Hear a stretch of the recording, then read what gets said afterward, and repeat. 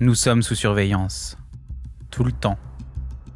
En France, le nombre de caméras installées dans l'espace public a considérablement augmenté ces dernières années. De 60 000 en 2013, elles sont aujourd'hui près de 100 000. Mais que faire de toutes ces images ? Depuis quelques années, les progrès de l'intelligence artificielle permettent d'automatiser leur traitement. Révolution technologique ou dérive sécuritaire ? Une chose est sûre, la technosurveillance de masse est déjà là.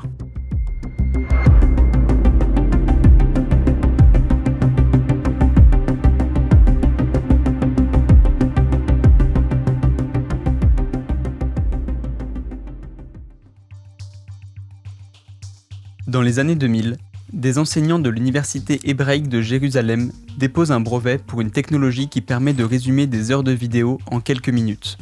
Ils l'intitulent Vidéo Synopsis. En 2008, ils fondent l'entreprise Briefcam pour commercialiser cette technologie. 10 ans plus tard, la multinationale Canon rachète la société israélienne. Briefcam décrit le service qu'elle vend comme un outil d'analyse pour images de vidéosurveillance. Son mantra ? Transformer les vidéos en renseignements exploitables. En termes techniques, ce type de logiciel fait ce qu'on appelle de la vidéosurveillance algorithmique. Je m'appelle Félix Tréguer, je suis membre de la Quadrature du Net, une association de défense des droits face au processus d'informatisation, et je suis chercheur associé au Centre Internet et Société du CNRS. Donc la vidéosurveillance algorithmique ou VSA, c'est le couplage de l'intelligence artificielle à la vidéosurveillance. Donc c'est l'utilisation de techniques d'apprentissage automatique ou machine learning pour analyser des images et détecter certains objets, certains événements. Ça peut être compter sur une vue particulière d'une caméra de vidéosurveillance, le nombre de passages de vélos, de voitures, de personnes. Et donc ça peut aller de la reconnaissance faciale et donc d'une identification automatisée à travers cette technologie à des comptages statistiques tels que les exemples que je citais, donc comptage de vélos, de voitures, etc. Les applications sont très très larges. Félix Tréguer a publié le livre Technopolis, la surveillance policière à l'ère de l'intelligence artificielle en 2024. Dans cet ouvrage, il dissèque l'intégration croissante des technologies numériques au sein des services de maintien de l'ordre. Dans la France de 2025, on a connu depuis une trentaine d'années une augmentation des moyens accordés à la police de l'ordre de 30% en termes budgétaires. On a vu une augmentation des effectifs de 30 à 35% depuis les années 90. Si on ajoute à ça toutes les technologies informatiques qui facilitent, accélèrent, automatisent le travail policier et font gagner énormément de temps et de ressources au ministère de l'Intérieur, en fait, on se rend compte qu'on est déjà très largement dans un état policier. En novembre 2023, le média d'investigation Disclose publie une enquête saisissante. D'après leurs révélations, les forces de l'ordre françaises utiliseraient Briefcam depuis 2015 en toute illégalité et dans le plus grand des secrets. Selon Florian Lebovici, représentant européen de l'entreprise israélienne, plus d'une centaine de villes seraient déjà équipées. Pourtant, c'est uniquement en 2023, à l'approche des Jeux Olympiques et Paralympiques de Paris, que le Parlement vote une loi autorisant l'expérimentation de la VSA jusqu'au 31 mars 2025. Elle a ensuite été prolongée jusqu'en mars 2027.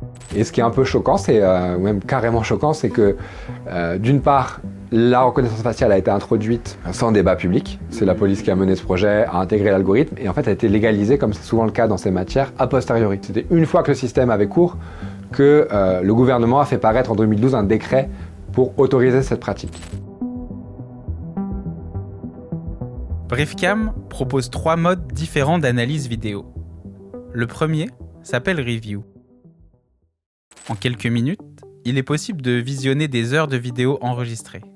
À partir de celle-ci, il permet d'associer un horaire a posteriori à chaque objet ou personne présent. Chaque élément, jugé pertinent par l'utilisateur, peut ensuite être isolé, puis rassemblé simultanément dans une vidéo, même s'ils ont lieu à des temps différents. Comme ici avec cette caméra d'autoroute. En quelques secondes, on peut par exemple extraire toutes les voitures rouges passées par là. Sélectionner les couleurs des véhicules ne pose peut-être pas de problème apparent. La question se pose davantage lorsque le logiciel de VSA permet de retrouver des personnes en fonction de leur apparence. Par exemple, en y appliquant des filtres par sexe, taille, type de vêtements, de couleur ou d'analyse des comportements de déplacement. Le second mode du logiciel se nomme Respond. Contrairement au premier, celui-ci permet de traiter des données en temps réel. L'utilisateur peut programmer des alertes à partir de critères, comme la présence d'objets. Par exemple, une catégorie spécifique de véhicules, comme les 2 roues. Il est aussi possible de programmer des alertes signalant des comportements jugés inappropriés, comme le franchissement de lignes prédéfinies dans des zones non autorisées. Mais aussi la reconnaissance de visage à partir de banques d'images, autrement appelée la reconnaissance faciale. Interdit formellement par le règlement européen, son utilisation est illégale. Pourtant, selon le Media Disclose, la police l'aurait utilisé.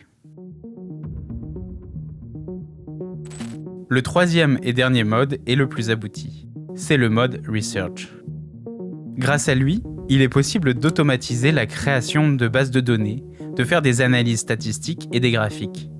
Ces derniers dénombrent par exemple les visiteurs d'un lieu donné, les endroits de ce lieu qui sont les plus fréquentés, mais aussi les tendances comportementales des personnes filmées. On peut par exemple vérifier le respect de règles, comme le port d'un masque, ou la durée de la pause prise par des employés.